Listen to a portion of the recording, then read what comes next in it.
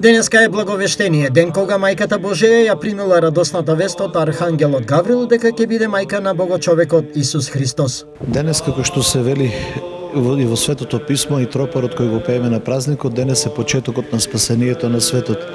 Имено свети архангел Гаврил дојде при Марија и рече: радувај се, благословена меѓу жените.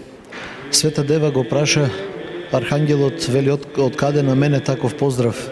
Архангел Гаврил и рече: ете, мене ме прати Отецот да ти благовестам дека ти ќе зачнеш во утробата своја и ќе го родиш Спасителот на светот, ќе го родиш Христа, кој преку кого се стана и светот и векот, и тој ќе биде Спасителот на целиот свет.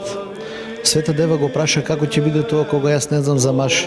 Архангел Гаврил и рече: ете, Светиот Дух ќе дојде на тебе и силата на Вишниот ќе те осени. И тоа што ќе се всели во твојата утроба, Синот Божи, второто лице на Света Тројца, ќе биде детето Божјо на кој ќе му го дадете името Исус, тој ќе биде спасител на светот и тој ќе ја даде својата последна крвна жртва на крстот за нашето спасение.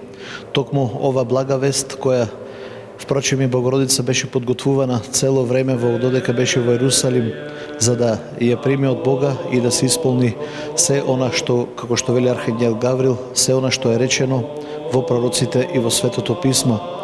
Бидејќи и така пророците пророкуваат дека Синот Божи ќе дојде, ќе се зачне преку Светиот Дух од жена дева, која ќе биде девица, ќе го роди како дева и пак по раѓањето ќе остане дева.